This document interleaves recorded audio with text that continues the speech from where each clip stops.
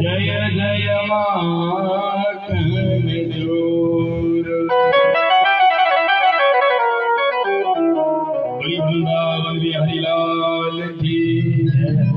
बोली द्वारकाधीश भगवान की जय। बोली राजा रामचंद्र भगवान की जय। बोली हनुमान जी महाराज की जय। बोली शंकर भगवान की जय। बोली वसुदेव मैया की जय। जय जय श्री राधे।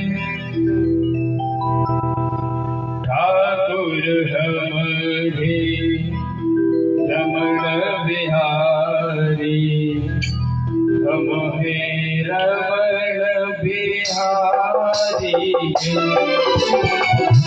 ठाकुर हमारे रमण बिहारी, हम हे रमण बिहारी। ठाकुर हमारे रमण बिहारी, हम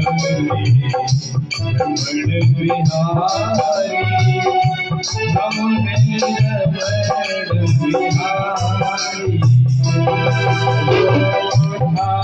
ठाकुर हमारे रमण बिहारी, हम हे रमण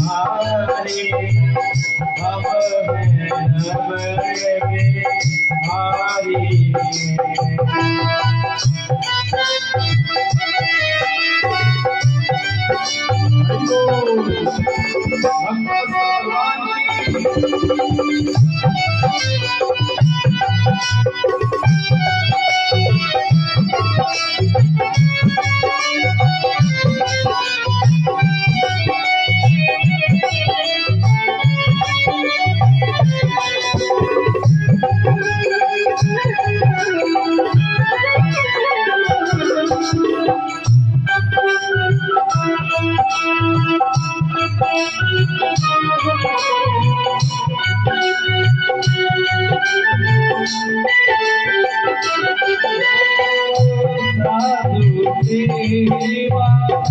धर्म हमारा, साधु सेवा धर्म हमारा।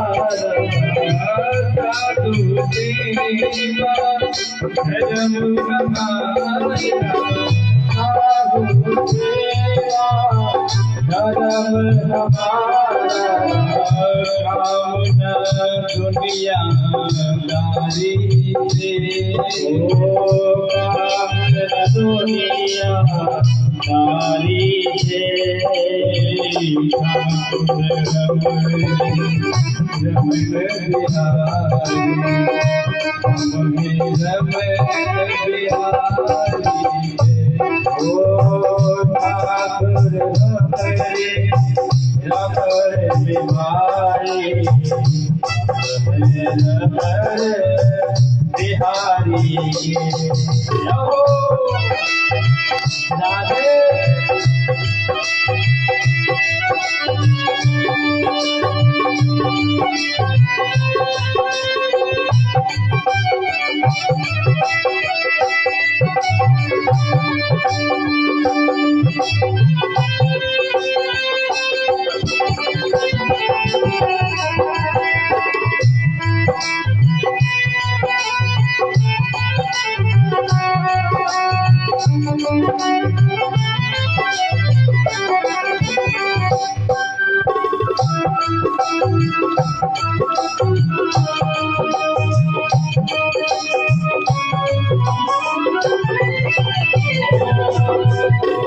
ठाकुर सेवा धर्म हमारा, ठाकुर सेवा धर्म हमारा।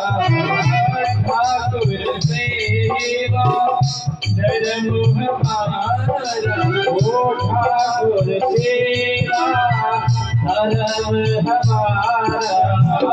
कामना दुनियादारी से, ओ कामना दुनियादारी से। ठाकुर हमारे रमण बिहारी, हम हे रमण बिहारी।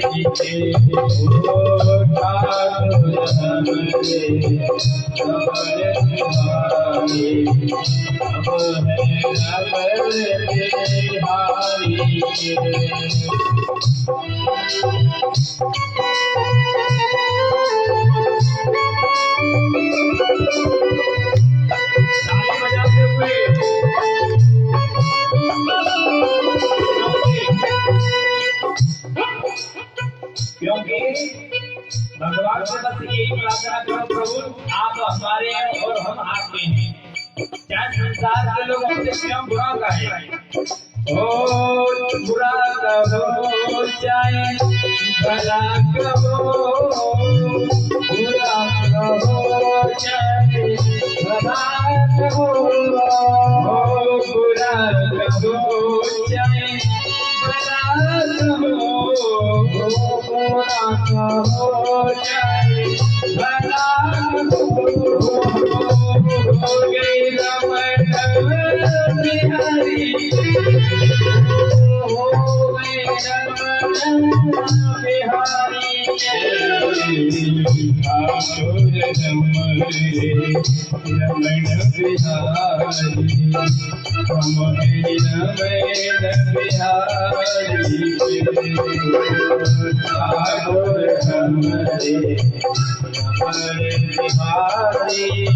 ठाकुर रमण बिहारी, अब बिहारी,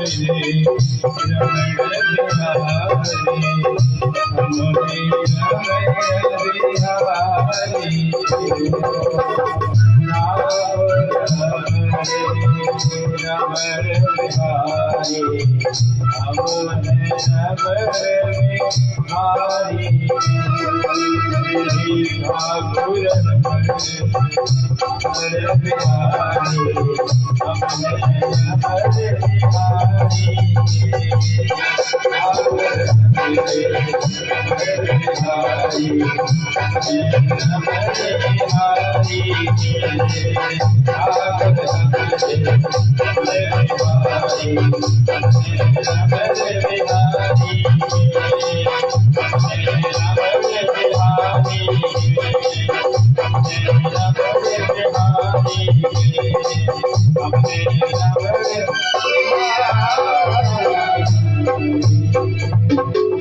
बोलिए भगवत्सल भगवान की जय जय श्री राधे। परम मंगल में भगवत स्वरूप श्रीमद् भागवत कथा के अंतर्गत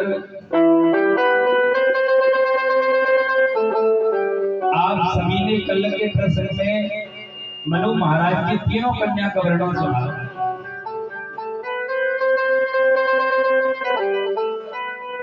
मनु महाराज की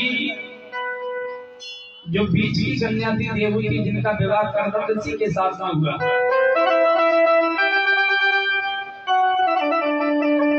और आकृति का विवाह रुचि प्रजापति के साथ में हुआ,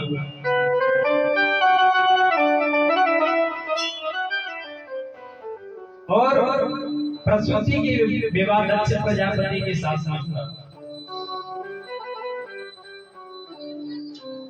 दक्ष प्रजापति के यहाँ पे माता सती यज्ञ में गई थी तो अपने प्राणों को कल त्यागा था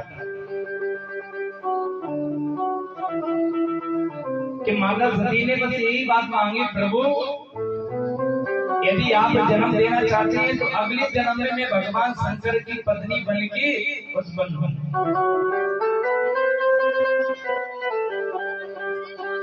सती मरद हरे सनवर मागा, जन्म जन्म शिव पद अनुराग,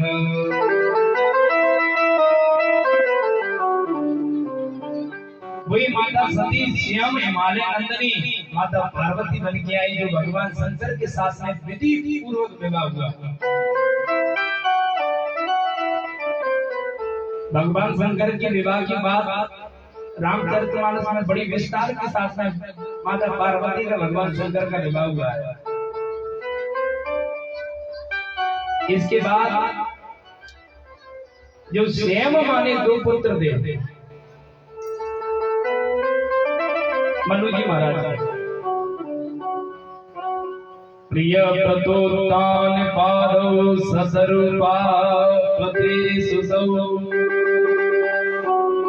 वासुदेवस्य कलया रक्षायां जगतोस्थितौ।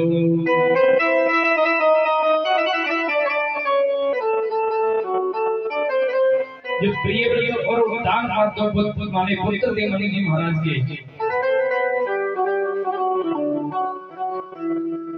उत्तान पाद किसे कहते हैं सज्जन?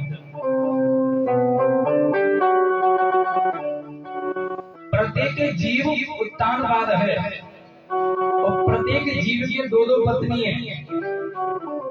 अब आप लोग मन में सोचेंगे पंडित जी एक पत्नी से तो परेशान होते कर रहे हैं और दूसरी पत्नी कहां से आ गई?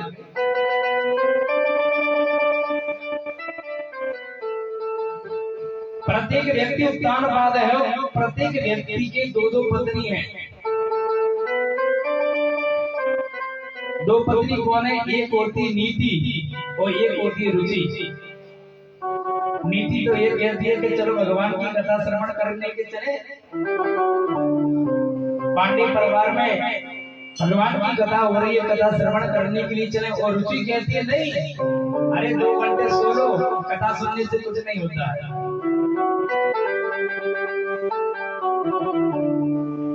एक बुद्धि तो कहती है कि मैंने भगवान की कथा सुनो। एक पत्नी कहती है जो बुद्धि रूपी कि मैंने कथा सुनने नहीं जाएंगे। कि कथा सुनने से कोई जुड़ता थोड़ी है।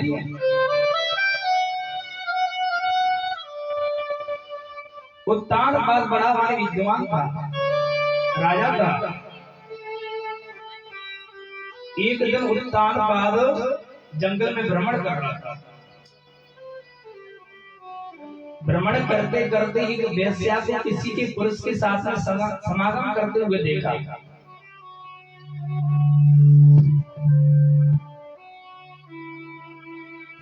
जो समागम करते हुए देखा तो तुरंत उनके अंदर में काम प्रवेश हो गया। सज्जनों, काम प्रवेश 2 रास्तों से होता है।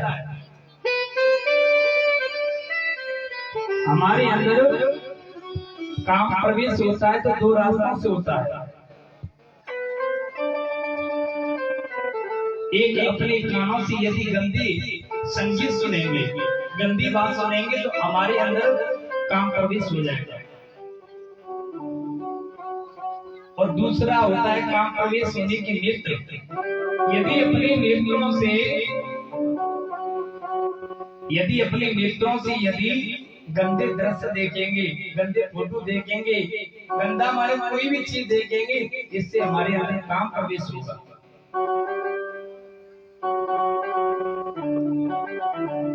आज राजा उत्तान पाद ने देखा कि एक वेश्या के साथ में कोई पुरुष समागम कर रहा है तो मन में काम प्रवेश हो गया।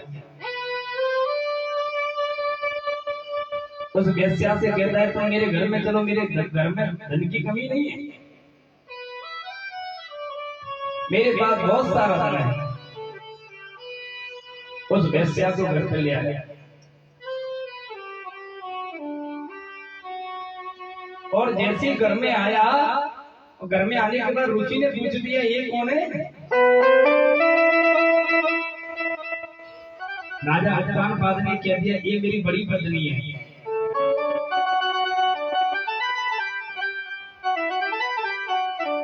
सुरुचि कहती है यदि ये घर में रहेगी तो मैं रहने वाली नहीं हूँ, या तो ये रहेगी या मैं रहूंगी घर में। राजा उत्तान पाद उसकी सुंदरता पे हुए था, क्योंकि सुरुचि बड़ी सुंदर थी और सुंदर को देखकर राजा उत्तान पाद मोहित हो गया और अपनी परम सुशील पत्नी को त्याग दिया है राजा उत्तान पाद ने।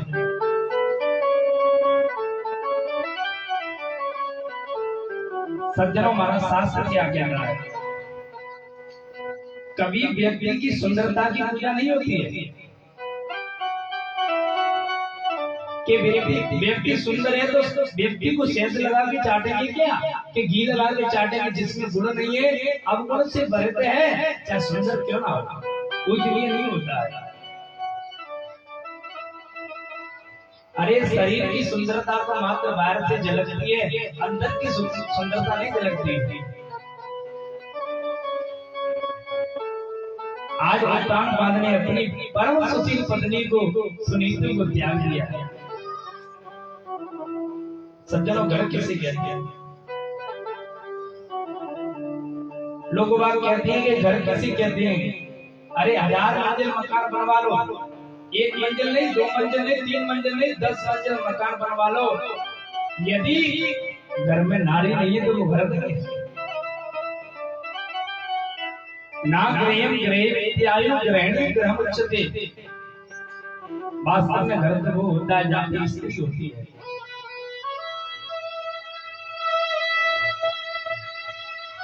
घर वो होता है जिसमें स्त्री होती है, और जिस घर में यदि स्त्री नहीं है तो वो घर नहीं है, वो तो शमशान के समान माना गया है। स्वयं शमशान के समान माना गया है। पर स्त्री को कैसा होना चाहिए सज्जनों? कैसा नहीं कि स्त्री की पूजा करना चाहिए। स्त्री की पूजा की जा सकती है, पर पूजा लायक होना चाहिए स्त्री।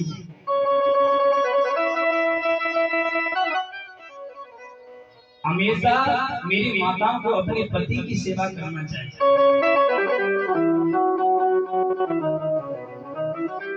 भागवत में लिखा है, चाहे हमारे पति वृद्ध हो, चाहे पति शराबी हो, चाहे पति तिवारी हो, चाहे रोगी हो, चाहे वृद्ध हो, चाहे रोग से पीड़ित हो, चाहे गरीब हो, पर पत्नी का धर्म क्या है? कि पति की सेवा करना।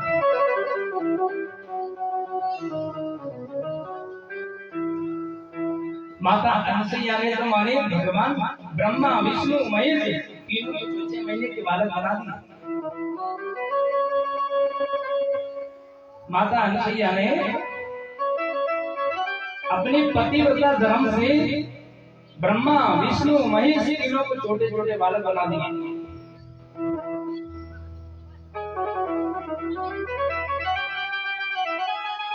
ना तो अपने पति से ऊंची आवाज में बात करना। रामचरितमानस में बड़ी सुंदर चौपाई लिखी है कि सास ससुर गुरु सेवा करे, सास ससुर सेवा करे, सास ससुर गुरु सेवा करे, सास ससुर गुरु सेवा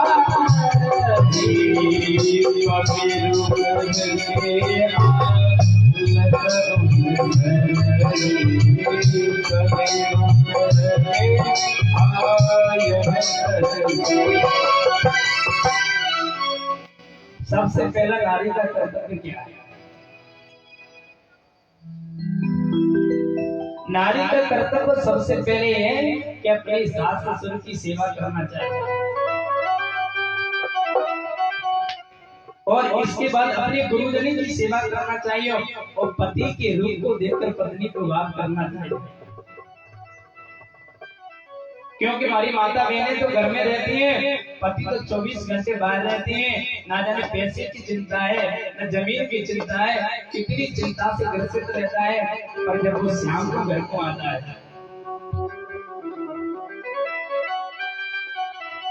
यदि जब वो शाम को घर को आता है, तो पत्नी को अपने पति को प्रसन्नचित्त करना चाहिए, उनके लिए जल लाना चाहिए,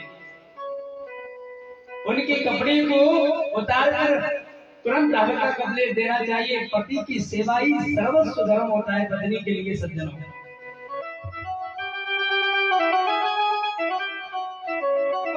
वो नारी अपने पति का सम्मान नहीं करती है, वो संसार में जाकर ठोकरें खाती है सज्जनों। क्योंकि जैसा व्यवहार आप अपने पति के साथ में करेंगे, बच्चों पे कितना बुरा असर आएगा सज्जनों। आपकी आने वाली पीढ़ी सोचेगी मन में कि हमारी माताजी हमारे पिताजी से ऐसी बर्ताव करती थी, ऐसी बात करती थी। ऐसा असर आने वाली पीढ़ी पे जरूर आएगा सज्जनों। बच्चों के सामने कभी फालतू की चर्चा नहीं करना चाहिए, ना तो पत्नी को और ना पति को।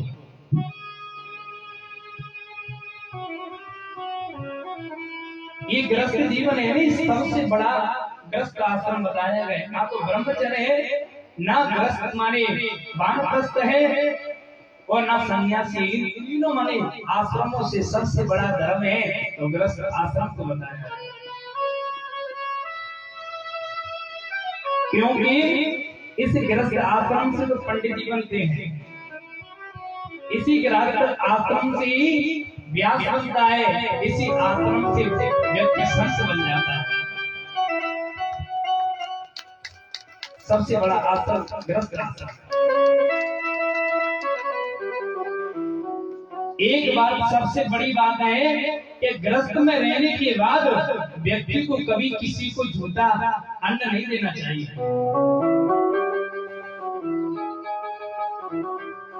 आपके घर पे कोई संत आ जाए, कोई ब्राह्मण आ जाए, कोई अतिथि आ जाए, उसे कभी झूठा अन्न नहीं देना चाहिए।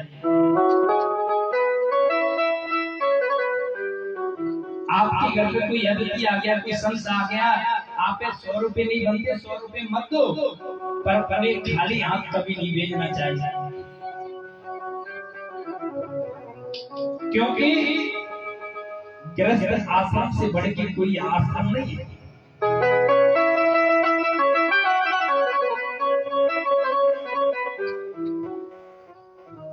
राजा उत्तानपाद ने अपनी परम सुशील पत्नी को आज त्याग दिया है, सुनीति मैया। पर नारी का कर्तव्य क्या था? माता सुनीति अपने पिता के घर में नहीं गई। आज की पत्नी होती अपने पति को छोड़कर अपने पिता के घर में चली जाएगी, अरे आप मुझे सुखी नहीं लाते हो तो मैं तो अपने पिता के घर में जा रही हूँ। पर माता सुनीति अपने पिता के घर में नहीं गई।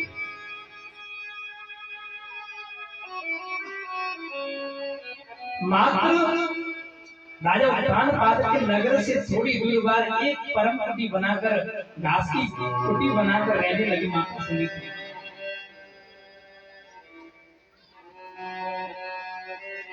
चार महीना के बाद माता सुनीति के यहाँ पे एक बालक का जन्म हुआ।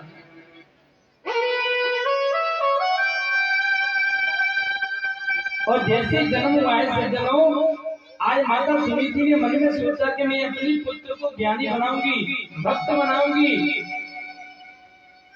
यज्ञ बनाऊंगी, तपस्वी बनाऊंगी, ऐसा मन में प्रतिज्ञा ले ली।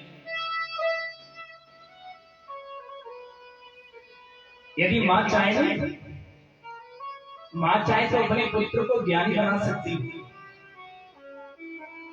मां चाहे तो अपने पुत्र को भक्त बना सकती है, और मां चाहे तो अपने पुत्र को दान और जीव चक्रा भी बना सकती है।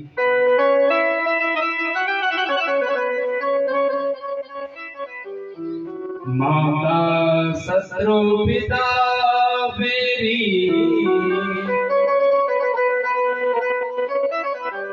हेन बालो न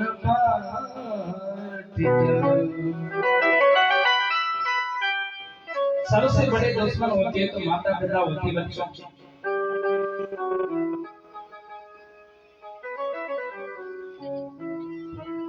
क्योंकि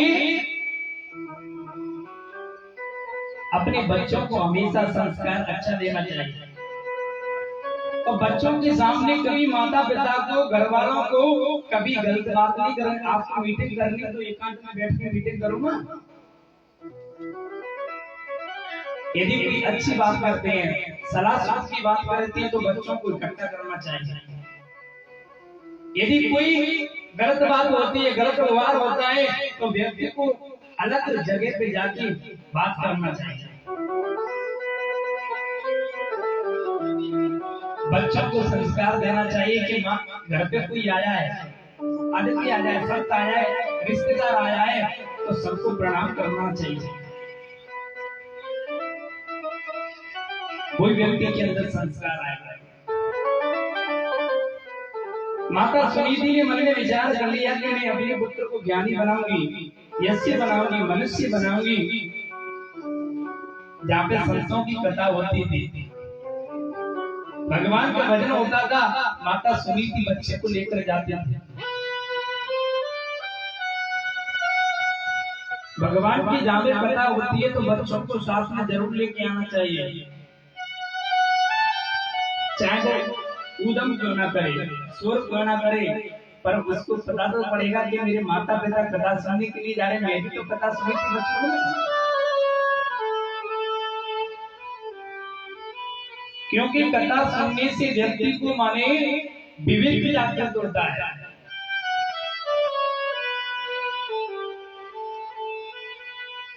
आज माता सुनीति जहाँ पे जाती थी अपने बालक द्रौपदी को साथ में लेके जाती, संतों को प्रणाम करवाती।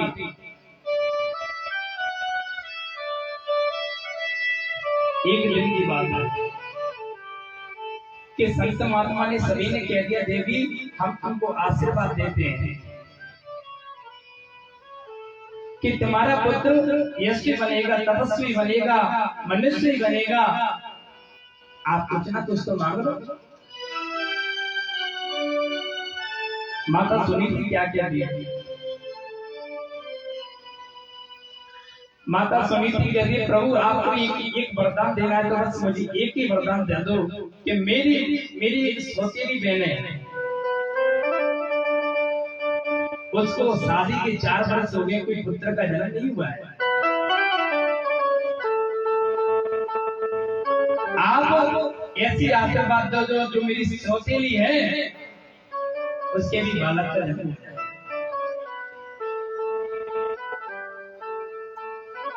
बताओ सज्जनों, जिस औरत के कारण औरत घर से बाहर निकली थी, पर माता सुनीति क्या कहती है कि मेरी सौत के 4 वर्ष शादी के हो गए, उसके भी बालक होना चाहिए। आज संत महात्मा कहते हैं, देवी तुमने कामना की तो उसके जरूर बालक होगा। और ठीक 9 महीने के बाद माता सुरुचि के भी पुत्र हुआ, जिसका नाम उत्तम रखा गया। एक दिन की बात है कि राजा उत्तान बाग अपने छोटे पुत्र उत्तम को गोदी में लेके बैठा था,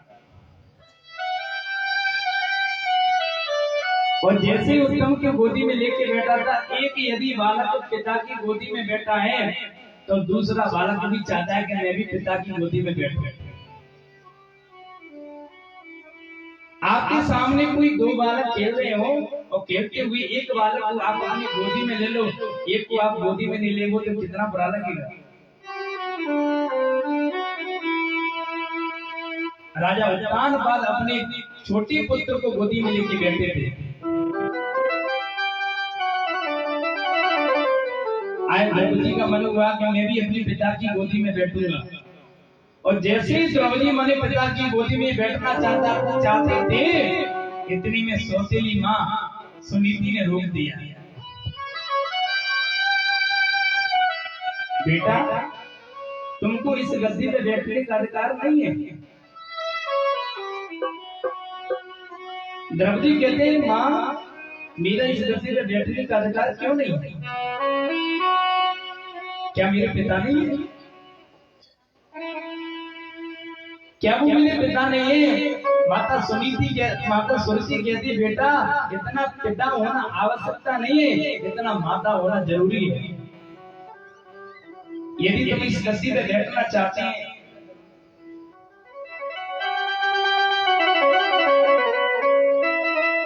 आप इस गद्दी पे बैठना चाहते हैं तो पहले भगवान की तपस्या करो,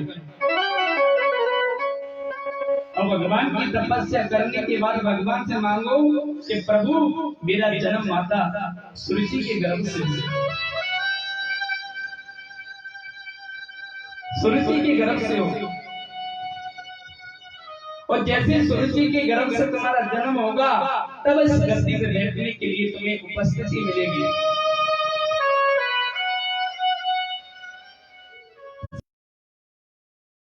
सुनीति ने द्रौपदी को देखा है, द्रौपदी के नेत्रों में आंसू हैं, और जैसे माता सुनीति ने आज द्रौपदी को गले से लगाया है, आंखों से आंसू पहुंचे।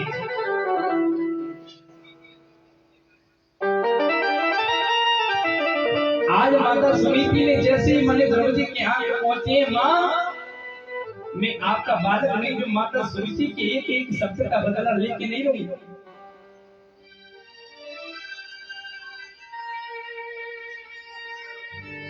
मैं आपका पुत्र नहीं जो माता सुनीति के एक एक शब्द का बदला लेके रहूंगा। माता सुनीति ने ध्रुव जी के फोटो में हाथ रख दिया, बेटा कभी किसी के अमंगल की कामना मत करना।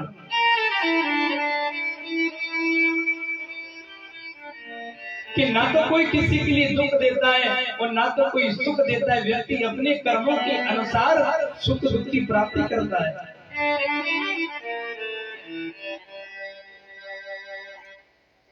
बेटा आज ध्रुव जी कहते हैं, माँ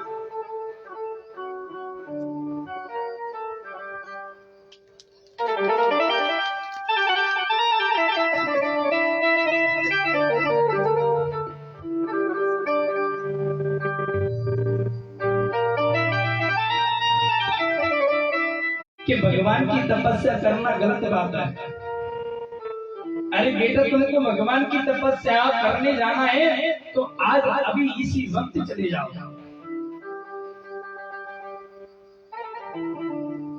आज ध्रुव जी के नेत्रों में आंसू आ गए। ध्रुव जी कहती है, माँ तुम भी कहती है कि मैं भगवान को प्रकट करने के लिए जंगल में चला जा। तुम भी मुझसे कहती है कि वन में जाके भगवान को प्रकट करूं। अरे अभी तो मैं 5 वर्ष का हूं। अरे मैं जंगल में जाऊंगा तो मुझे बब्बरी शेर कहा जाएंगे। मैं जंगल में जाके कैसे भजन करूंगा। माँ माता सुनीति कहती है, बेटा भगवान सर्वत्र विद्यमान है। शेर में भी भगवान का वास है, चींटी में भी भगवान का वास है, हाथी में भी भगवान का वास है। किसमें भगवान का वास नहीं है?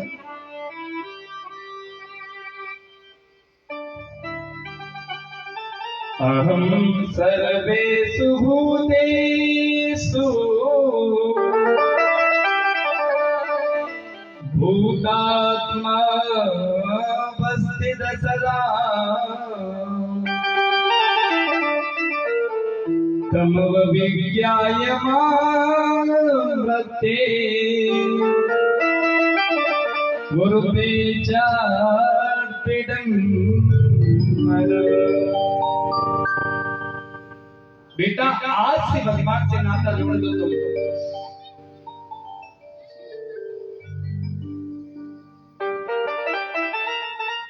आज माता सुनीति कहती है, बेटा आज से तुम भगवान से नाता जोड़े तो प्रभु मैं आपका हूं और आप मेरे हैं। संसार में कोई नहीं।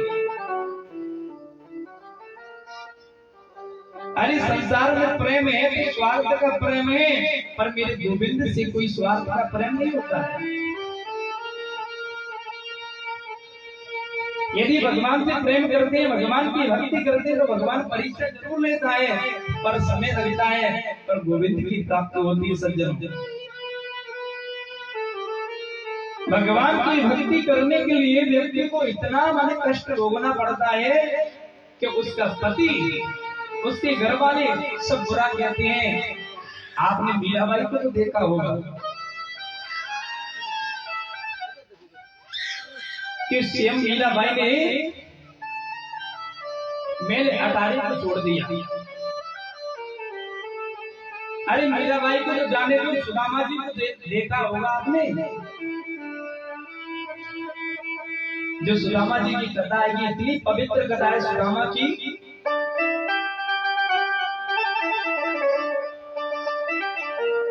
सुदामा जी ने इतनी भक्ति की थी भगवान की कि उनके घर में शाम को गाते थे तो सुबह के लिए खाना नहीं था, पर भगवान ने उससे सुदामा को कितना दिया था। सज्जनों सुदामा जी की आने वाली पीढ़ी कभी गरीब नहीं हुई थी, इतना भगवान ने दिया।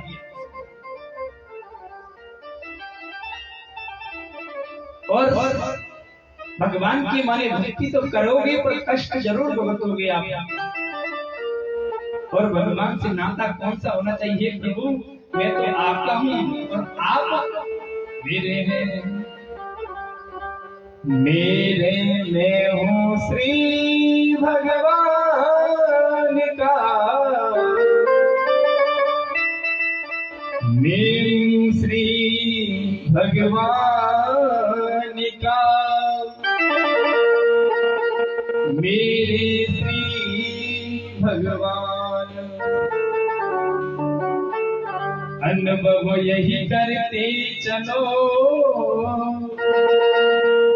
तज ममता अभिमान। अरे भगवान के सामने जो व्यक्ति अपमान करता है तो भगवान उसके अपमान को 1 मिनट में चूर कर देते हैं।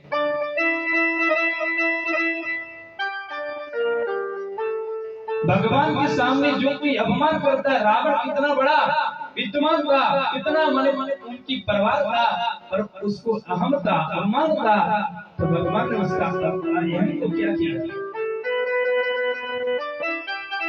जिस रावण के 1.25 लाख नाती, 1.25 लाख पुत्र, 1 लाख पुत्र थे और 1.25 लाख नाती थे, वह रावण के दिया न बाती बचाते सज्जनों। हम तो साधारण व्यक्ति हैं। आज द्रौपदी कहते हैं माँ आप मुझे वन को जाने के लिए कहती है तो मैं आज वन की ओर जा रहा हूँ। माता सुनीति कहती है बेटा मुझसे बड़ा भाग्यशाली संसार में कोई नहीं है। माता सुनीति कहती है कि मुझसे बड़ा संसार में भाग्यशाली कोई व्यक्ति नहीं है जिसका पुत्र भगवान के चरणों में भक्त हो जाए। पुत्रवती जुवती जग सोही, पुत्रवती जग सोही, पुत्रवती जग सोही, पुत्रवती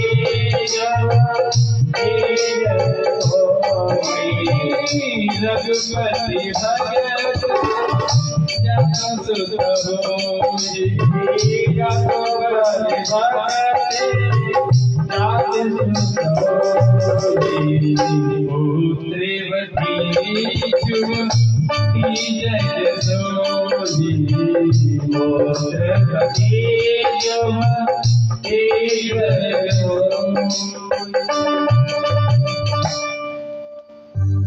सबसे बड़ी पुत्रवान हो गए जिनका भक्त भगवान के चरणों में हो। आए द्रौपदी जैसे चल दिए।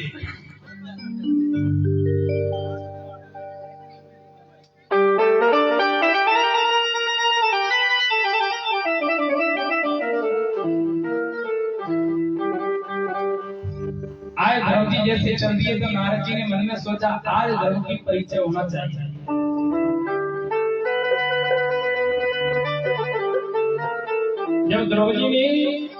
जब नारद जी ने द्रौपदी को देखा तो मन में सोचने लगे अहो तेज क्षत्रियाणा, देखो इस क्षत्रिय के तेज।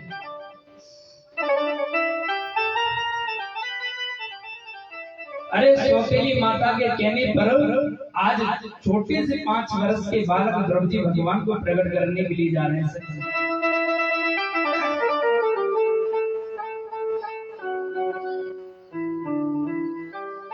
आज माने नारद जी ने मन में सोचा कि ये माने कच्चा भगत तो नहीं है कि घर में भाई गटपट चलवावा के मट पर, ऐसा तो नहीं है।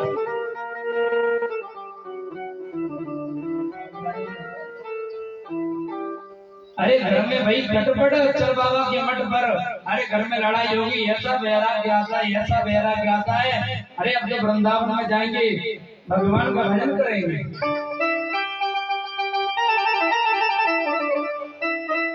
और जैसे देवघर स्टेशन पे पहुंचे सज्जन,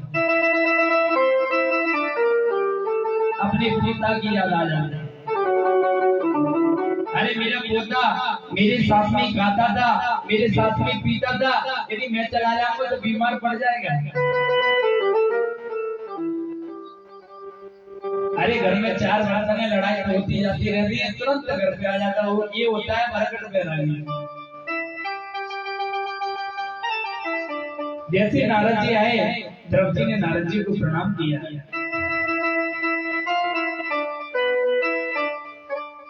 नारद जी कहते हैं, अरे बालक कहाँ के लिए जाना है?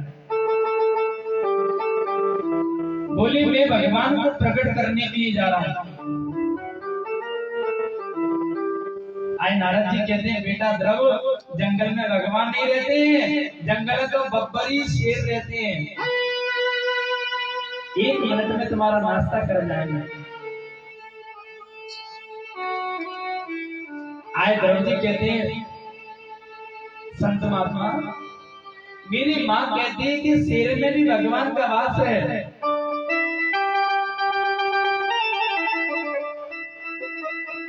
नारद जी ने मन में सोचा, भैया इसकी भक्ति तो बड़ी तेज है। अब नारद जी पूछते हैं मन में कि बेटा तुम कितनी बार भोजन करते हो? तब ध्रुव जी कहते हैं, मैं तो 3-4 बार भोजन करता हूँ, पर जब माँ की गोदी में बैठ के भोजन करता हूँ तो बड़ा स्वाद आता है। नारद जी कहते हैं, बेटा जंगल में माँ नहीं है। तब ध्रुव जी बड़ी सुंदर बात कहते हैं, जब दांत नहीं तब दूध दियो,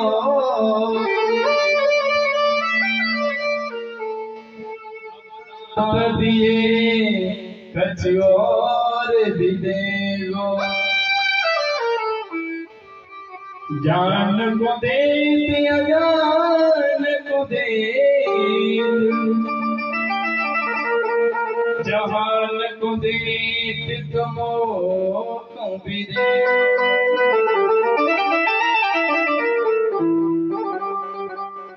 जब बालक का जन्म नहीं होता है, इससे पहले माता के स्तनों में दूध आ जाता है सज्जन।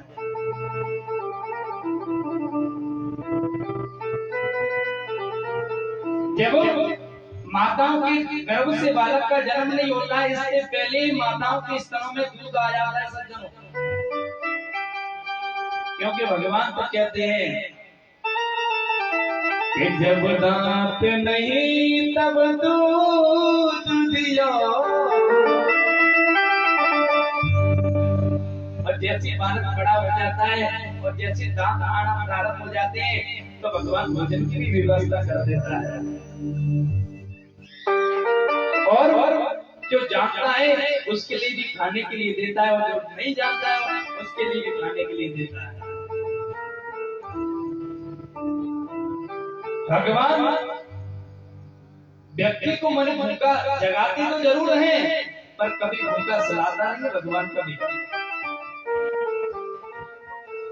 भगवान व्यक्ति को भूखा जगा तो देता है, पर भगवान कभी व्यक्ति को भूखा सुलाता नहीं है। लाखों लोग फुटपाथ पर पड़े रहते हैं।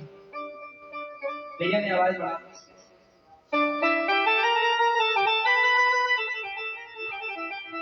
आप कभी वृंदावन में गए हो? वृंदावन में इतने फुटपाथ पे आदमी पड़े रहते हैं सज्जन, पर वृंदावन में भूखे जगते तो हैं, पर भूखे कभी सोते नहीं। आप वृंदावन में 1 महीना रह लो, आपको 10 रुपए खर्च करने की जरूरत नहीं है। आपकी भोजन की व्यवस्था परमात्मा ना जाने कहां से कर देगा। आप प्रैक्टिकल करके जाके देख लेना वृंदावन में। बोली वृंदावन बिहारी लाल की जय।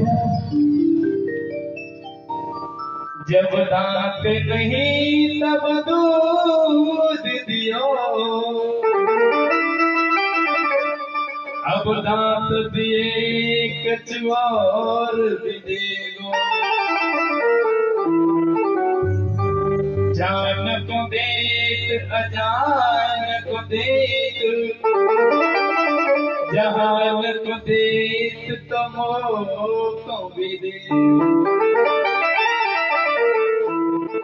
आए नारद जी मन में सोचने लगे, इसकी श्रद्धा बड़ी विश्वास है। आए नारद जी कहते, बेटा तुमने गुरु बनाया है क्या? आज स्वयं नारद जी कह रहे बेटा तुमने कोई गुरु बनाया है क्या? जब तक गुरु नहीं बनाते हैं तब तक भव सागर से पार व्यक्ति नहीं उतरता है सज्जन। गुरु तो होना जरूरी है, चाहे ब्रह्मा हो, चाहे शंकर हो, चाहे पंडित जी हो, कोई भी क्यों ना हो, जिसके गुरु नहीं बना जाए उस व्यक्ति का कल्याण होने वाला नहीं होता है। गुरु बिन भवनील तरहीन गुरु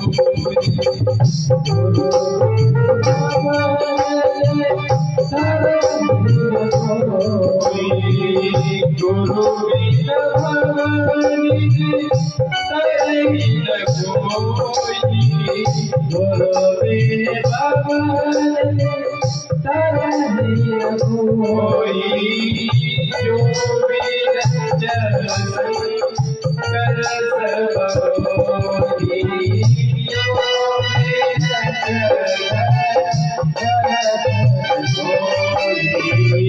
गुरु बिन भवनील तरहीन कोई जो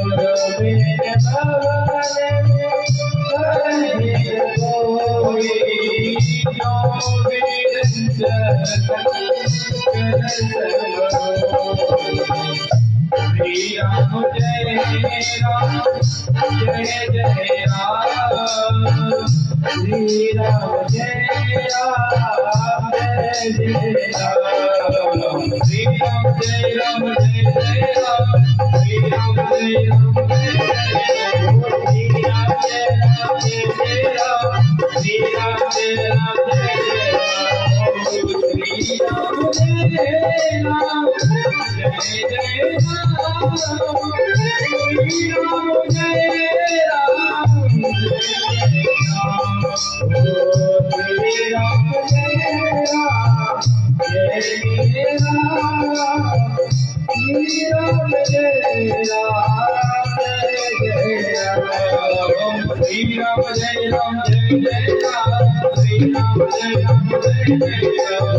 राम जय राम जय जय राम श्री राम जय राम जय जय राम श्री राम जय राम जय जय राम श्री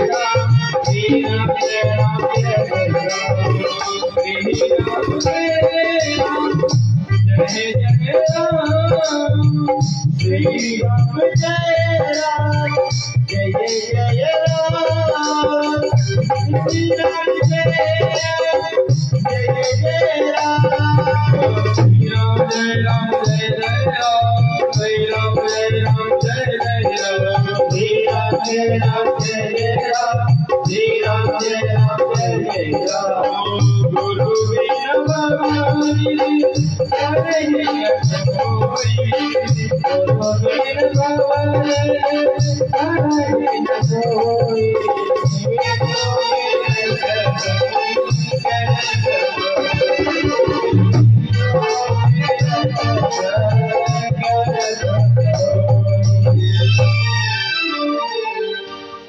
यदि किसी ने गुरु नहीं बना जाए,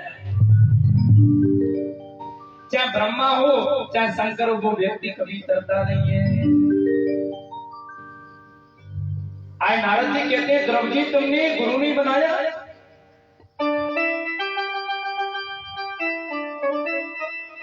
आज ध्रुव जी कहते हैं प्रभु आपसे बड़ा गुरु कौन हो सकता है। आज स्वयं ध्रुव जी महाराज कहते हैं ए नारद जी आपसे बड़ा संसार में गुरु कौन होगा, और जिसको यदि नारद जी मिल जाते हैं उसे परमात्मा की प्राप्ति होती है। जिसको नारद जी मिल जाते हैं उसे परमात्मा की प्राप्ति होती है। बोली भक्तवत्सल भगवान की। आए ध्रुव जी कहते हैं महाराज मैं भगवान को प्रकट कहाँ करूंगा। नारद जी कहते हैं बेटा सीधे तुम वृंदावन में जाओ, और वृंदावन में जाके मधुबन में जाके भगवान का भजन करना, पत्ते गाना, फल गाना, फल फ्रूट गाना, जब तुमको भगवान मिलेंगे। आज सीधे द्रौपदी वृंदावन में गए। वृंदावन में जाने के बाद जैसी जमुना जी में डुबकी लगाई, आज द्रौपदी भजन करने के लिए बैठ गए। नारद जी ने बड़ा बड़ा सुंदर प्यारा श्लोक दिया था द्रौपदी महाराज को। ओम नमो भगवते वासुदेवाय।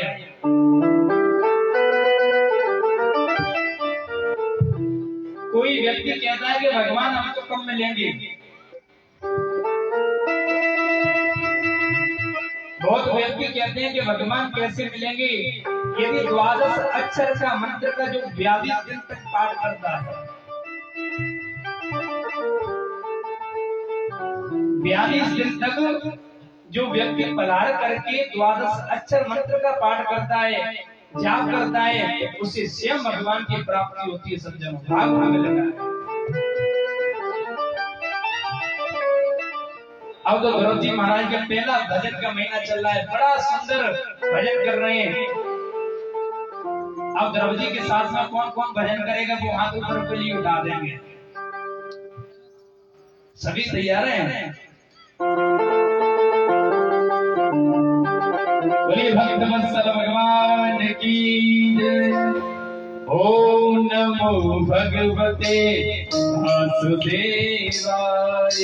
ओम नमो भगवते वासुदेवाय।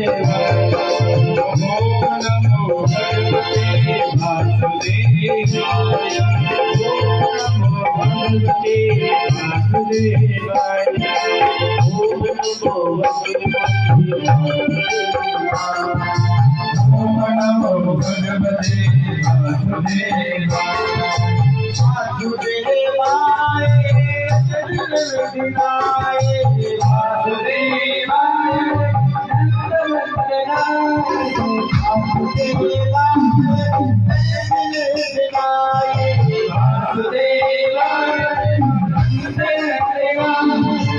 ओम नमो भगवते वासुदेवाय। ओम नमो भगवते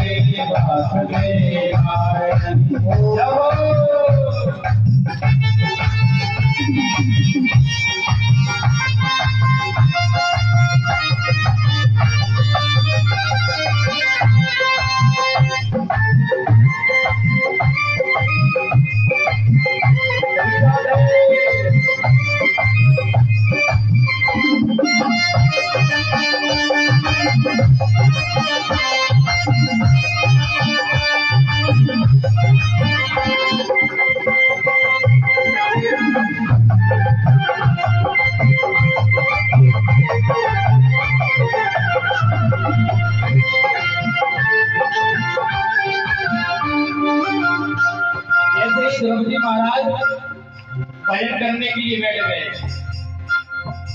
अब द्रौपदी महाराज जैसे 1 महीना बीता,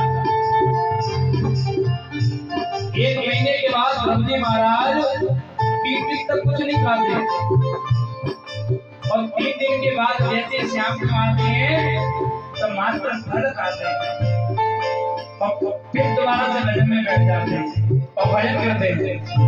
ओम नमो भगवते वासुदेवाय। ओम नमो भगवते वासुदेवाय। ओम नमो भगवते वासुदेवाय। ओम नमो भगवते वासुदेवाय।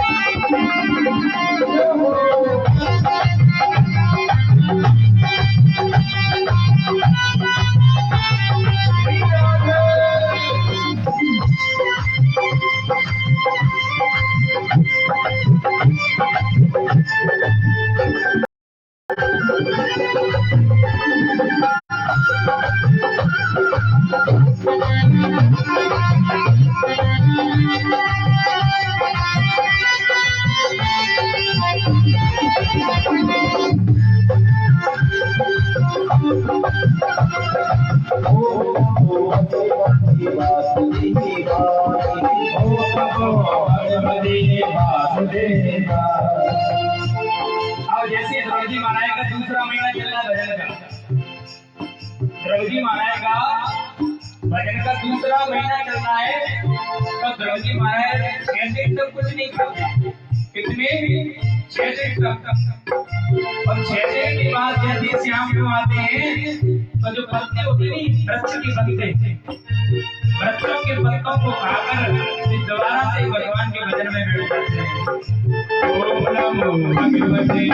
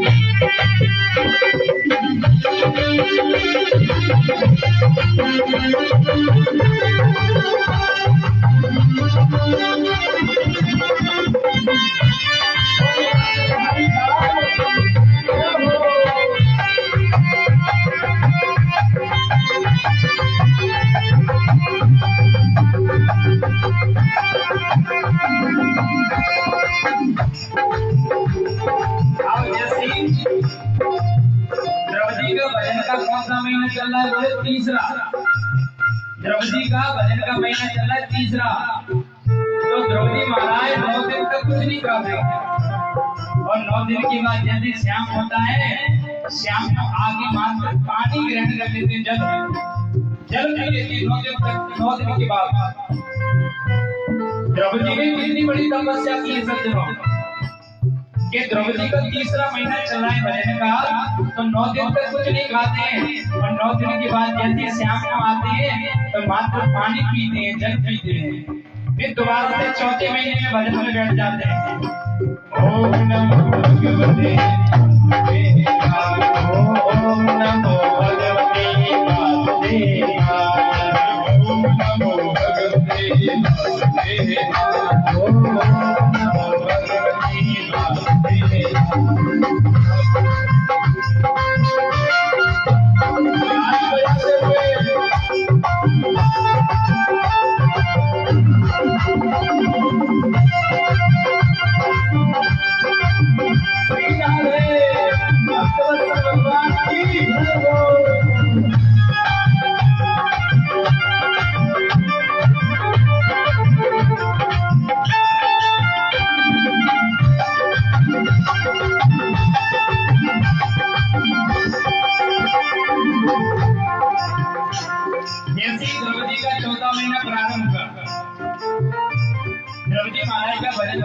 चौथा महीना प्रारंभ हुआ तो 12 दिन तक द्रौपदी महाराज कुछ नहीं खाते।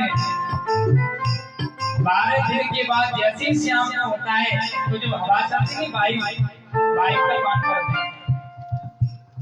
क्या द्रौपदी महाराज 12 दिन तक कुछ नहीं खाते, 12 दिन के बाद मात्र वायु पीते हैं और जैसे भजन में 5 महीनों में बैठ गए। ओम नमो भगवते ओम नमो भगवते ओम नमो भगवते ओम नमो भगवते बोली भक्त वत्सल भगवान की जय हो। द्रौपदी महाराज ने पहले का जो पहला महीना था उसमें 3 दिन तक द्रौपदी महाराज कुछ नहीं खाते थे।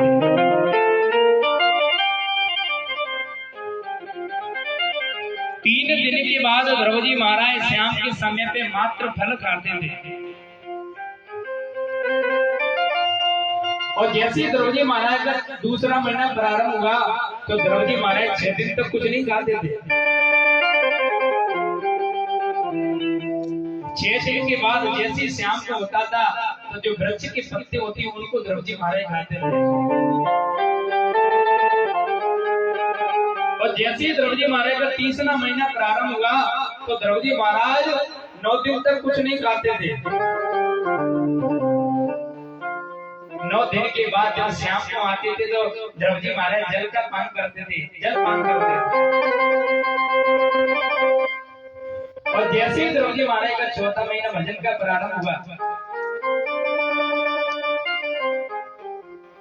तो द्रौपदी महाराज 12 दिन तक कुछ नहीं खाते। 12 दिन के बाद वायु होती नहीं, हवा चलती है, हवा का पान कर देते हैं। अरे भगवान गुड़ का कुआं तोड़िए, जो बना लिया खा लिया। अरे भगवान को प्राप्ति करने में संसार को छोड़ना पड़ता है जब भगवान की प्राप्ति होती है। सज्जन, भगवान को प्राप्त करना गुड़ का कुआं नहीं है, जो बना लिया खा लिया। आज द्रौपदी महाराज जैसी भजन का 5वां महीना प्रारंभ हुआ, माने द्रौपदी महाराज ने अपना प्राणायाम सीधे ब्रह्मरंध्र में कर लिया। सारे ब्रह्मांड की हवा रुक गई। देवता लोग घबराते घबराते ब्रह्मा जी के पास में पहुंचे। ब्रह्मा जी, हमारी हवा नहीं मिल रही, हमको वायु नहीं मिल रही है। नेवं विरामो भगवन् प्राणरोधम् चराचरस्य किल सप्तधाम वेदेहि तन्नो व्रजना विमोचन् प्राप्तं वयं त्वां शरणं शरण्यम्।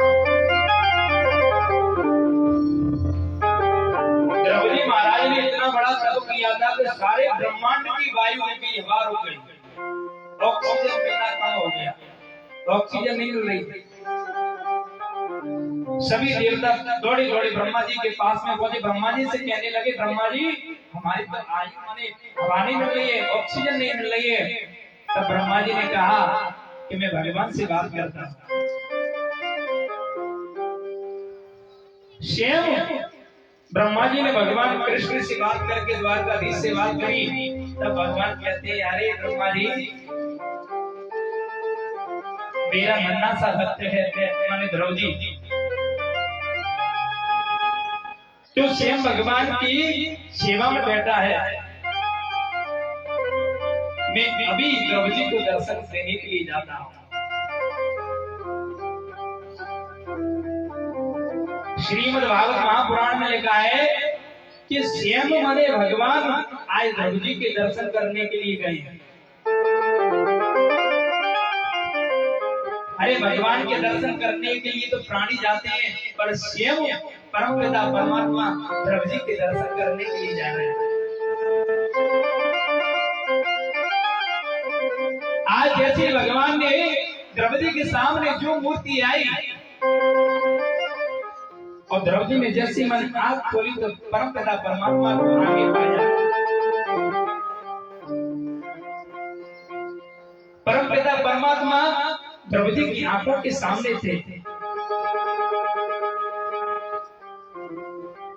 2 मिनट हो गए, 3 मिनट हो गई, 4 मिनट हो गई, 5 मिनट हो गई, ना तो पहले माने द्रौपदी बोलते हैं और ना भगवान बोलते हैं। भगवान द्रौपदी को देखकर आज हंसी है सज्जनों। और जैसे ही भगवान द्रौपदी को देखकर हंसी है तो माने द्रौपदी भी भगवान को देखकर हंसी है सज्जनों।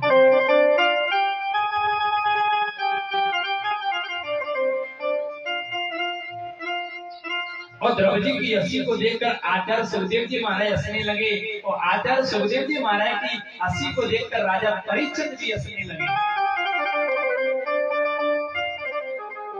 और परीक्षित जी महाराज की हंसी को देखकर सारे श्रोतागण जितने भी संत बैठे थे सब हंसने लगे।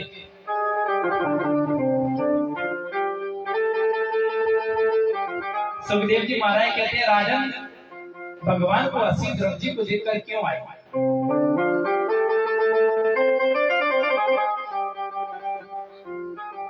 आचार्य सुखदेव जी कहते हैं कि द्रौपदी को देखकर भगवान इसलिए हंसे, कितना नन्हा सा बालक है, भगवान सामने खड़े हैं, जब भी भगवान से कुछ नहीं मांगता है।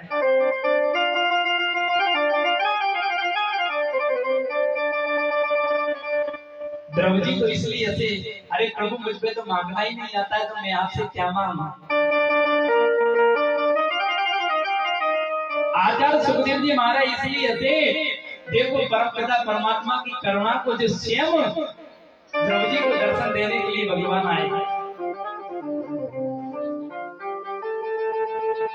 राजा परीक्षित इसलिए हंसे, आज राजा परीक्षित सुखदेव जी महाराज के चरणों में अपने सिर को रख दिया। हे प्रभु, आपने आज स्वयं मुझे द्वारकाधीश के दर्शन कराए, इससे बड़ा भाग्यशाली में कौन होगा।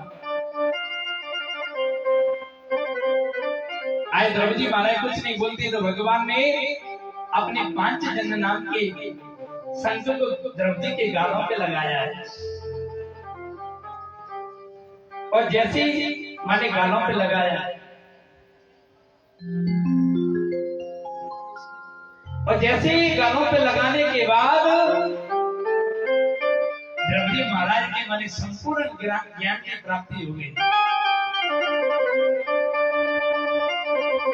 यदि भगवान चाहे तो माने गूंगे व्यक्ति को भी वाचाल बना सकता है। भगवान की कृपा, यदि लंगड़े व्यक्ति भी पहाड़ों को चढ़ सकता है तो भगवान की कृपा होनी चाहिए। मूकं करोति वाचालं पंगं लंघयते यदि कृपातमहं वन्दे परमानंद माधव।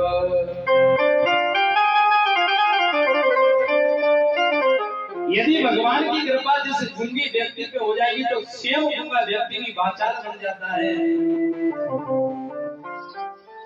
और भगवान की कृपा यदि लंगड़े व्यक्ति पे हो जाती है, वो पहाड़ों को चढ़ जाता है।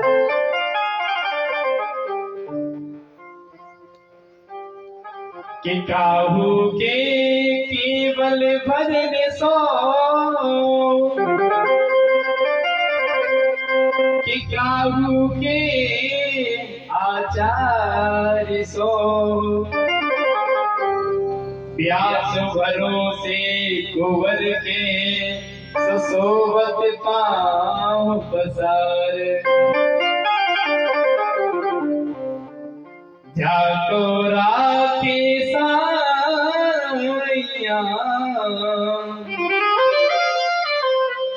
मार सके ना कोई, बालन बापो कर सके जो जग भैरी होए। आज शिव द्रौपदी महाराज कहते हैं, प्रभु मुझे आपकी स्तुति में कैसे करूंगा। आज द्रौपदी ने बड़ी प्यारी स्तुति की है। हम भी भगवान से प्रार्थना करें, हे प्रभु कि मैं आपके चरणों में कैसे आया। आप सब मिलकर भगवान से प्रार्थना करेंगे, हे गोविंद हम वृंदावन में आपके चरणों में कैसे आए। ये सारा माया का जो बंधन है वो हमें भगवान की प्राप्ति करने नहीं देता है। और ना तो मैं आपका पूजन जानता हूँ, भक्त कह रहा है भगवान से, प्रभु ना तो मैं आपका पूजन जानता हूँ, ना तो आपकी वंदना जानता हूँ, पर प्रभु मुझे बता दो मैं आपके चरणों में कैसे आऊं। हे प्रभु मुझे बता दो चरणों में कैसे आऊं। हे प्रभु मुझे बता दो चरणों में कैसे आऊं। हे प्रभु मुझे बता दो चरणों में कैसे आऊं। ओ हे प्रभु मुझे बता दो चरणों में कैसे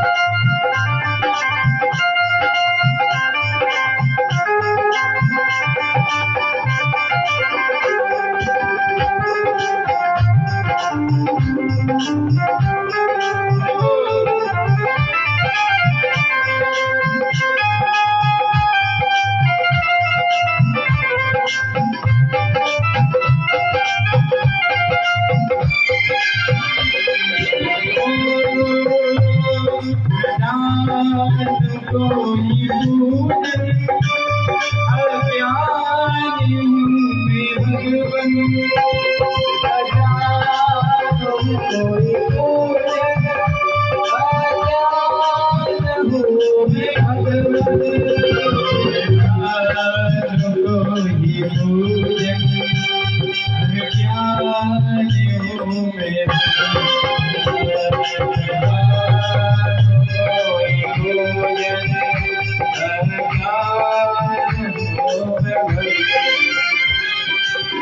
भगवान कहते हैं मैंने भक्त कहता है भगवान ना तो मैं आपकी पूजा करना जानता हूँ और ना तो मैं तो आप ज्ञानी हूँ, पर आप इतनी कृपा जरूर करना मेरे ऊपर जो मैं आपके चरणों में आ जाऊं।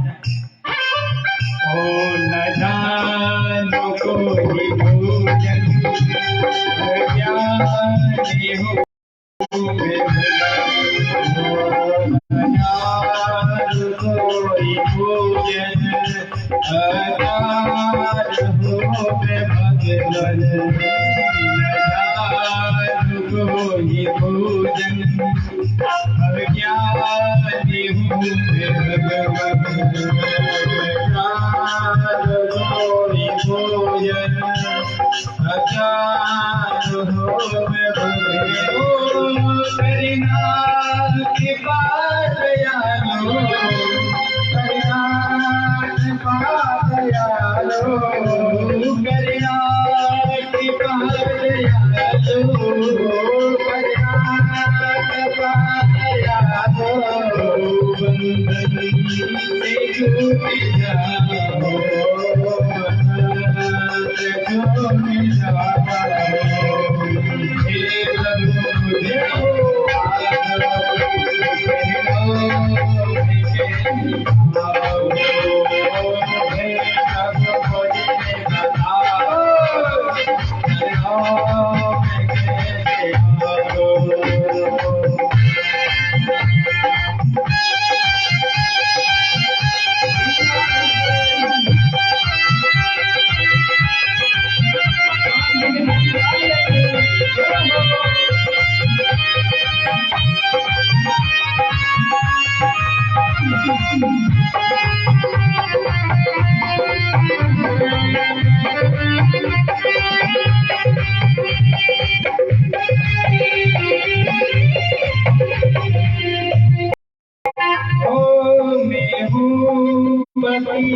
स्वामी पतित पावन हो पतित स्वामी हो पतित पावन। भक्त कहता है भगवान से प्रभु मैं तो अज्ञानी हूँ, मैं तो पतित हूँ, आप तो पतित पावन है और जो मेरे अंदर अवगुण है उस अवगुणों को सभी को छोड़कर मैं आपके चरणों में आना चाहता हूँ। ओ मैं हूँ पतित स्वामी हो पतित पावन हो पतित स्वामी हो पतित पावन हो स्वामी तुम हो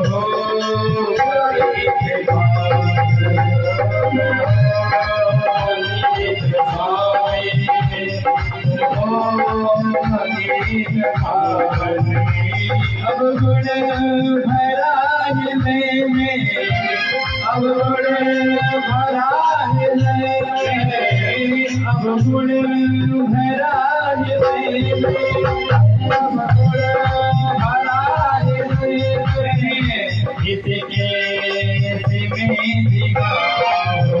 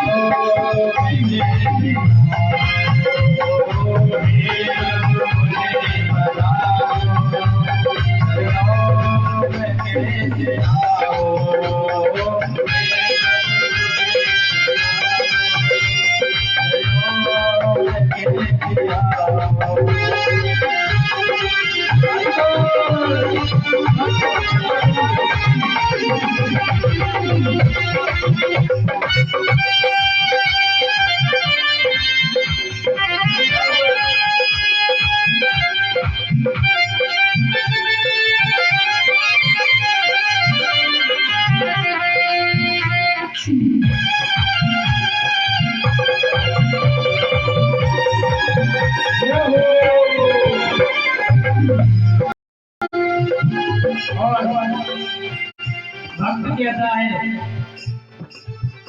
भगवान का भक्त है। भगवान का भक्त कहता है प्रभु मैं आपके लिए अच्छा भी, आपके लिए मैं बुरा भी हूँ, और मैं जैसा हूँ आपके सामने हूँ प्रभु। आपके मैं अच्छा बुरा आपके सामने हूँ। ऐसी कृपा करना प्रभु कि मैं आपके चरणों को जीवन में कभी नहीं छोड़ूं। ओ अच्छा या बुरा हूँ, कैसा भी हूँ तुम्हारा, या बुरा हूँ,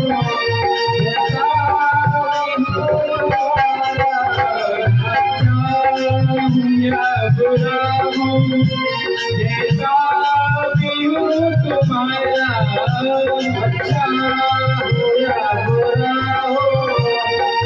कैसा भी हूँ तुम्हारा, अच्छा हो या बुरा हो, कैसा भी हूँ तुम्हारा, अच्छा हो या बुरा हो, कैसा भी हूँ तुम्हारा,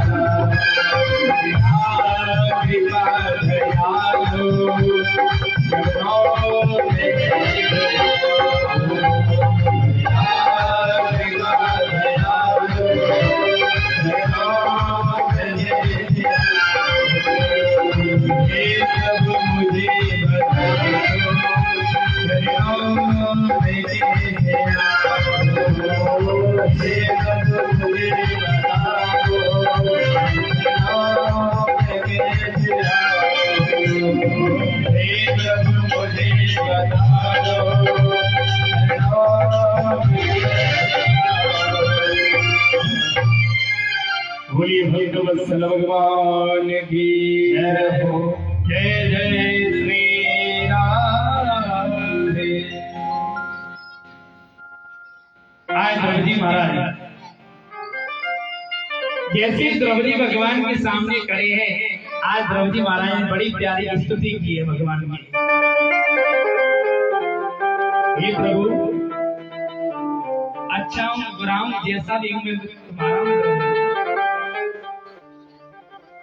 मुझे कभी जीवन में ठुकराना मत, बस यही आपसे वंदना है प्रभु मेरी।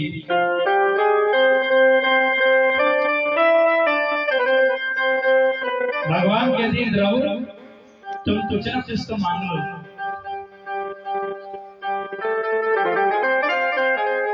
द्रौपदी कहते हैं प्रभु आपके दर्शन हो गए, दर्शन करने के बाद मेरी इच्छा नहीं होती है कि मैं आपसे कुछ ना कुछ मांगू।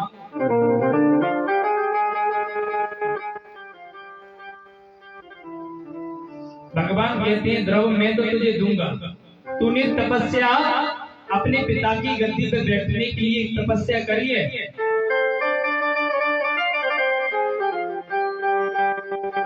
द्रौपदी कहते हैं प्रभु परमपिता परमात्मा की यदि गोदी मिल जाए तो संसार की सीट पे बैठ के मैं क्या करूंगा।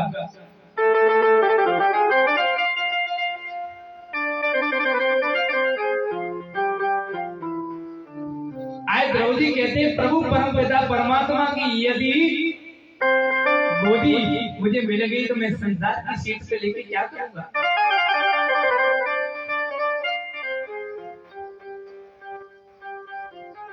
आजकल के भक्त होते तो भगवान के सामने लिस्ट बना देते, प्रभु हमको ये चाहिए वो चाहिए, पर द्रौपदी कहते हैं प्रभु मुझे संसार में कुछ नहीं चाहिए।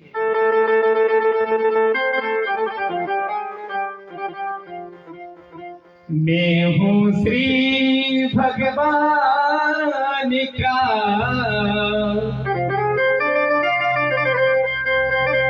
मेरे श्री भगवान, अनुभव यही करते चलो ब्रज ममता अवमान।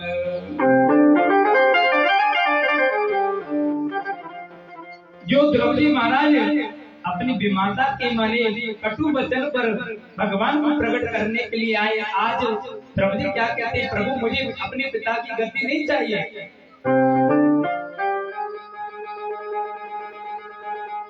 भगवान कहते हैं द्रौपदी तुमने तपस्या तो अपने पिता की गद्दी के लिए की थी। आए द्रौपदी भगवान से स्वयं कहते हैं प्रभु आप मुझे एक बात बताओ, अरे संसार की सीट पे बैठने के बाद व्यक्ति को पलटना पड़ेगा, और जो परमपिता परमात्मा की गोदी में परमपिता परमात्मा की सीट पे बैठ जाता है, संसार में दुख कभी गिरने वाला नहीं होता है।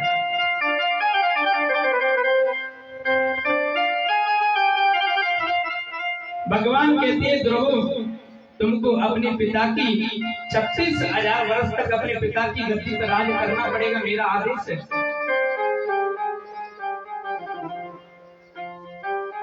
और 36,000 वर्ष के बाद आप स्वयं मेरे द्रौपदी के रूप में आप विराजमान रहना।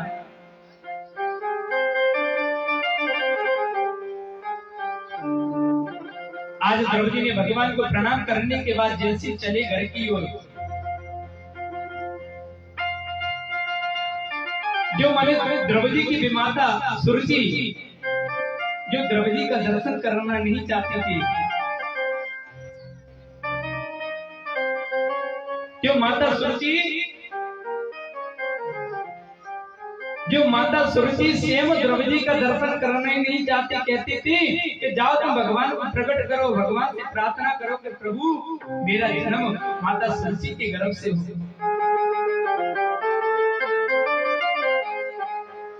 आज जैसे द्रौपदी महाराज अपने नगर की ओर जा रहे हैं, तो जो विमाता थी, जो कटु वचन बोलने वाली थी, वो स्वयं आज आरती की थाली लगा के सामने बैठी है। ये प्रभु की कृपा है। दुनिया में संसार के लोग किसी को ठुकरा दे, यदि परमात्मा की यदि कृपा जिस पे हो जाती है, वो व्यक्ति जीवन में तरक्की ऊंचाई पर पहुंच जाता है।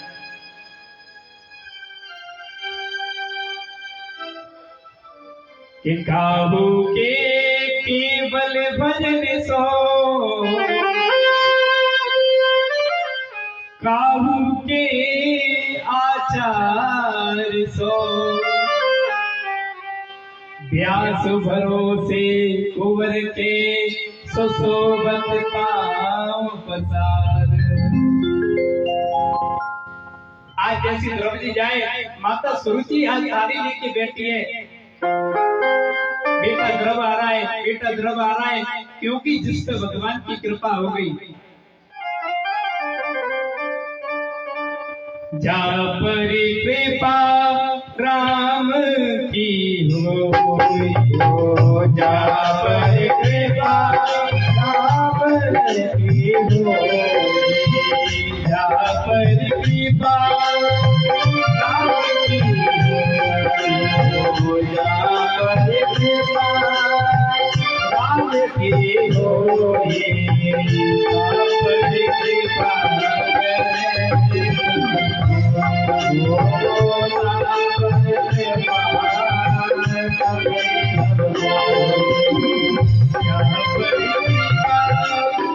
राम की होई, पर कृपा राम की होई, पर कृपा करे सब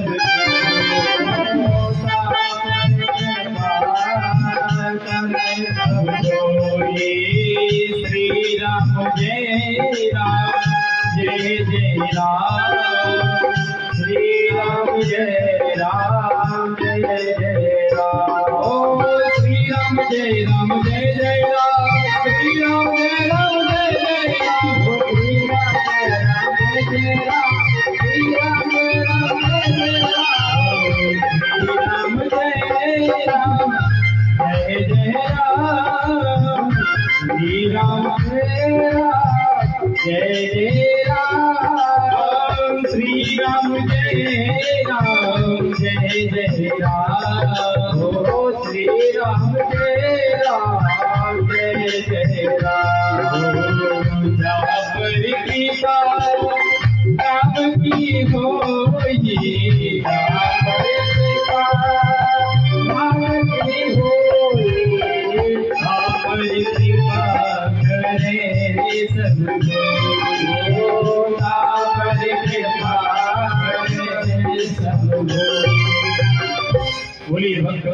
भगवान की जय हो। और जैसे ही मैंने द्रौपदी महाराज नगर में आए, माता सुरुचि ने आरती की है।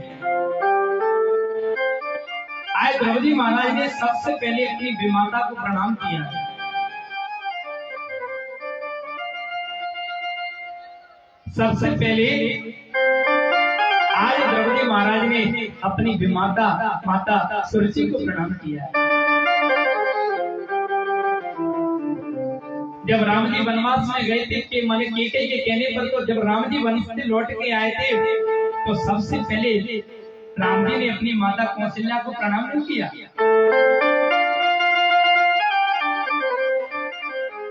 जब स्वयं राम जी वन की ओर केकई के कहने पर गए थे तो स्वयं राम जी जब वन के लौट के आए थे तो सबसे पहले केकई माता को प्रणाम किया राम जी ने। और जो माने द्रौपदी महाराज अपनी सौतेली मां के कहने पर वन में गए, कटु वचन कहने पे वन में गए, आज उसी मां को द्रौपदी महाराज ने प्रणाम किया। इसके बाद जैसे अपनी मां सुनीति को द्रौपदी ने प्रणाम किया है, आज द्रौपदी के नेत्रों से आंसू के पनारे बह रहे हैं। मां, यदि आप मुझसे वन को जाने के लिए नहीं कहती तो मैं परम पिता परमात्मा को पाक के नहीं रहता।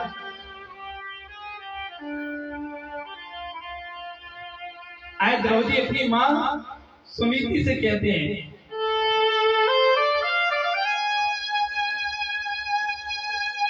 मां यदि आप मुझसे नहीं कहते कि परम पिता परमात्मा को जंगल में जाके प्राप्त कर, यदि मैं जंगल में नहीं जाता तो आज मोरे गोविंद नहीं मिलते, कन्हैया नहीं मिलते।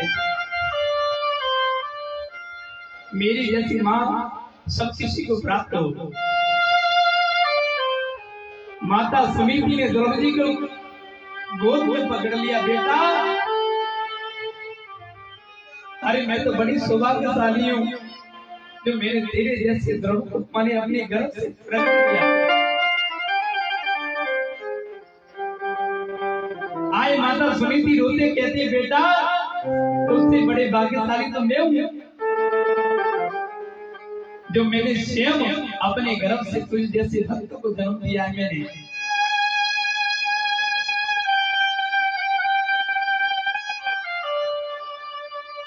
सबसे बड़ी पुत्रवती कौन होती है सज्जनों?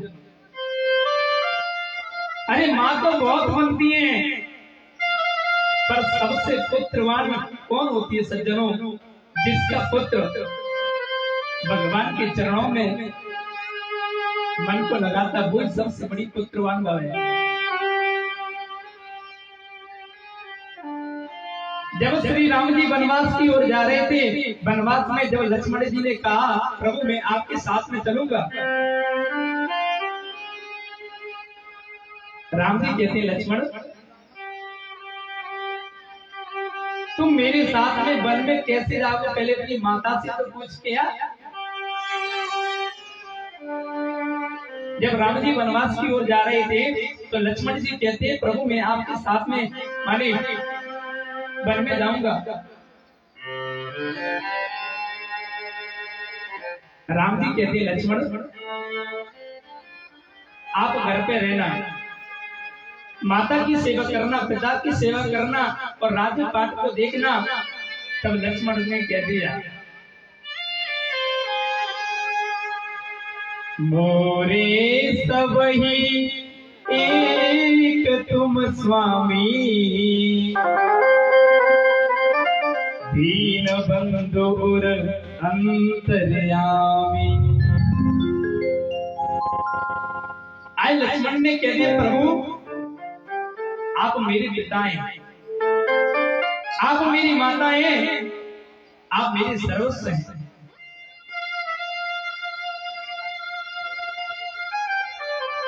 राम जी ने कहा लक्ष्मण तुम्हें अपने साथ में जरूर ले जाऊंगा तुझे, पर अपनी माता की आज्ञा तो लेके आ, अपनी पत्नी उर्मिला से आज्ञा तो लेके आ।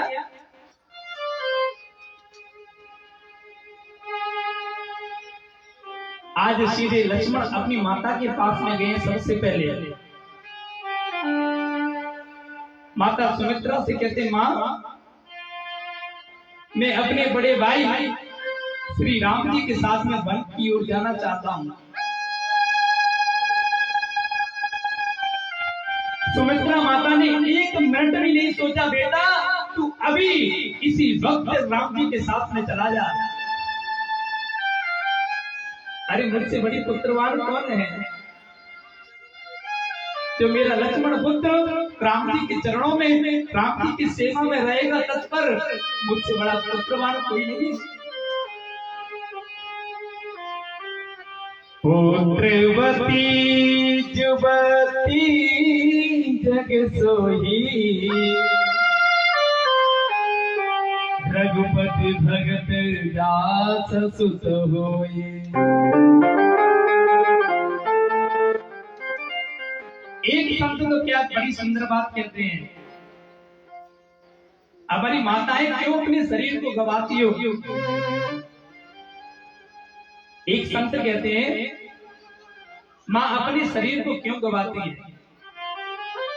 अरे इस गर्व से क्या तो दाता जन के सूर्य जन के भक्त जन, नहीं तो तू बांझी रही, इससे तो बांझी ठीक रहती है। जननी जने तो भक्त जने के दाता के सूर, अरे नाही तो तू बांझ रहे मत गवावे।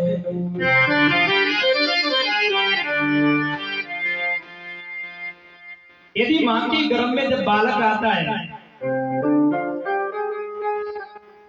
मां के गर्भ में यदि बालक आता है, जब 7 महीने का बालक गर्भ में होता है, मैं सभी माताओं से हाथ जोड़ के निवेदन करना चाहता हूं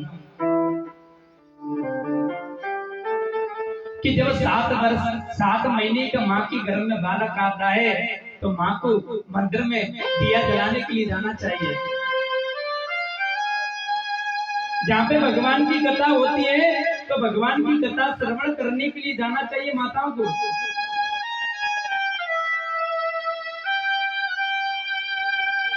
और बाल कृष्ण के स्वरूप का चित्रपट अपने बेडरूम में लगाना चाहिए। मैं इस व्यास मंच से कहता हूँ, उस देवी के शिव भक्त प्रहलाद ध्रुव जैसे भक्त को जन्म देगी माँ। पर आजकल के लोग क्यों बिगड़ रहे हैं? क्योंकि जब 7 महीने का गर्भ आता है पेट में, माता पिता का वातावरण गलत होता है। लड़ाई झगड़ा करना, परिवार में कलेश करना, जो आपके अंदर में जो 7 महीने का जो गर्भ आपके अंदर है,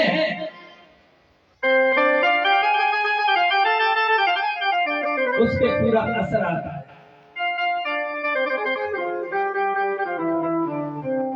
माता पिताओं को मैंने ऐसे देखा है कि माता पिता ने इतना अच्छा कर्तव्य किया है, पर उसकी संतान ऐसी निकलती है जो उस माता पिता के नाम को डुबा देती है। क्यों?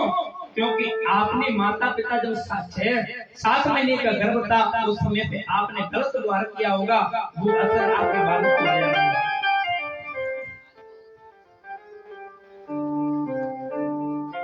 यदि कोई माता चाहती है कि मुझे सुंदर जन्म माने भक्त का जन्म दे में, तो बाल कृष्ण की सेवा करना चाहिए। आए द्रौपदी आए, राजा उत्तानपाद ने द्रौपदी महाराज को अपने राज सिंहासन पे बैठा दिया और स्वयं उत्तानपाद अपनी पत्नियों के साथ में वन में चले गए भजन करने के लिए। एक दिन की बात है, जो द्रौपदी के सौतेला भाई था उत्तम, उसने यक्षों को मार दिया। अब तो द्रौपदी को बहुत बड़ी गुस्सा आई, द्रौपदी ने लाखों यक्षों को मार दिया है। अब यहाँ पे प्रश्न उठता है कि द्रौपदी तो माने भगवान के भक्त थी, तो माने हत्या क्यों की माने द्रौपदी ने? अपने भाई के मार जाने के क्रोध में द्रौपदी ने लाखों यक्षों को मार दिया है। एक शब्द कहते हैं कि द्रौपदी को भगवान के दर्शन तो हुए थे, पर द्रौपदी ने कभी सत्संग नहीं सुना था।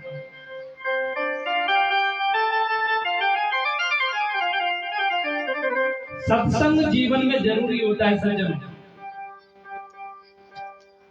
भगवान की कथा होती है तो आपको भगवान की कथा का श्रवण करना चाहिए, गायन करना चाहिए, क्योंकि भगवान की कथा तुमको हमारे जीवन में मुक्ति प्रदान करती है, जीवन सिखाती है। आप प्राय सभी लोग रामचरितमानस तो जरूर पढ़ते होंगे। रामचरितमानस तो आप जरूर पढ़ते हैं कि रामचरितमानस में कितनी प्यारी सुंदर बात है। राम जी के चरित्र को देखो, जो भैया के साथ में कैसा व्यवहार करना चाहिए, पत्नी के साथ में कैसा व्यवहार करना चाहिए, पिता के साथ में कैसा व्यवहार करना चाहिए, माता के साथ में कैसा व्यवहार करना चाहिए, और पत्नी का पति के साथ में कैसा व्यवहार करना चाहिए, ये राम कथा सिखाती है।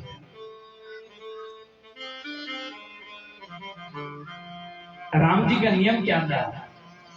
राम जी जब सुबह जगते थे तो सबसे पहले अपनी माता पिता को प्रणाम करते थे। सबसे पहले राम जी अपने माता पिता को प्रणाम करते थे। जो अपने माता पिता को प्रणाम करता है जीवन में लाभ ऊंचाई तक छू जाता है।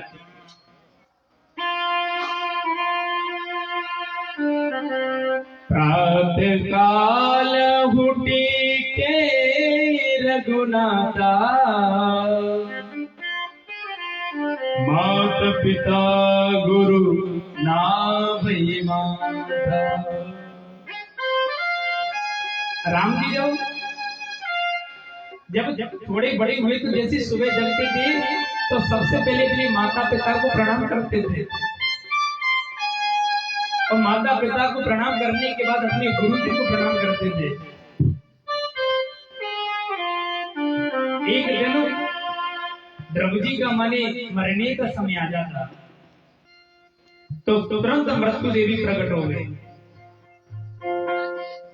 और जैसे मृत्यु देवी प्रकट हुई है सज्जनों, मृत्यु देवी कहती है, अरे द्रौपदी, जब तक आप मुझे स्वीकार नहीं करेंगे तब तक मैं मरूंगी, मरने वाले नहीं हो आप।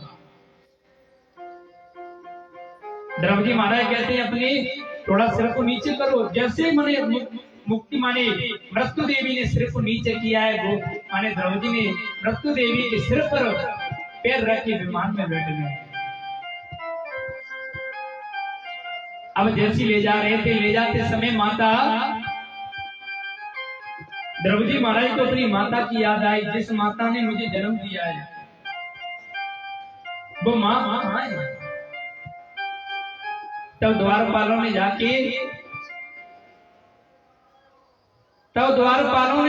मैंने कहा था कि तुम्हारी माँ तुम जैसे भक्त को जन्म देती है, वो माँ कभी पीछे रह सकती है क्या? वो सबसे आगे है।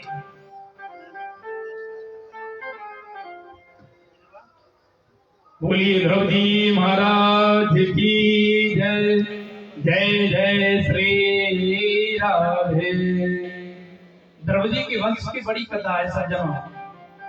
द्रौपदी के उत्कल हुए, उत्कल के प्राचीन बरी हुए। प्राचीन बरी को नारद जी ने पुरंजन उपाख्यान के माध्यम से बड़ी विस्तार से समझाया।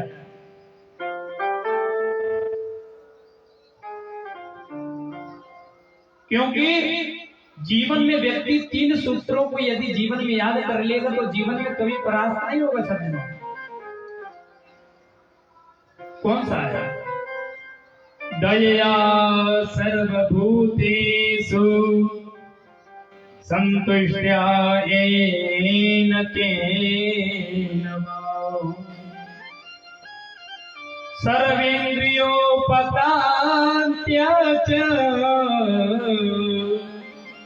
तुष्यत्या सुजनार्दन।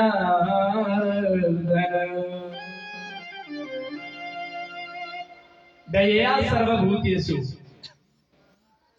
जीव को व्यक्ति पर दया करना चाहिए, संतुष्टिया एन केनवा, हमेशा व्यक्ति को संतुष्ट रहना चाहिए। सर्वेंद्रियो पतांस्याच, तीन चीजों पे हमेशा संतुष्ट रहना चाहिए और तीन चीजों पे हमेशा असंतुष्ट रहना चाहिए। आप ध्यान से सुने इस बात को। तीन चीजें एक ऐसी चीज है जिन पे व्यक्ति को संतुष्ट रहना करना